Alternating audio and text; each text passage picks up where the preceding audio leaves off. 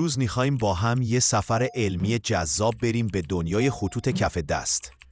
هیچ وقت به خطوط کف دستتون دقت کردید؟ اون خطایی که بعضیا بهش میگن خط زندگی یا خط بخت؟ راستشو بخواید داستان واقعی این خطوط خیلی جذابتر از افسانه هاست. باورهای خرافی مردم درباره چینهای کف دست و ماجرای یوسف و زلیخا. خرافه و باورهای عامیانه درباره خطوط کف دست و داستان یوسف و زلیخا. ریشه در قرآن و قصه یوسف در قرآن کریم. سوره یوسف آیه 31. وقتی زنان مصر برای دیدن یوسف جمع شدند، زلیخا به هر کدامشان چاقویی داد و میوه‌ای.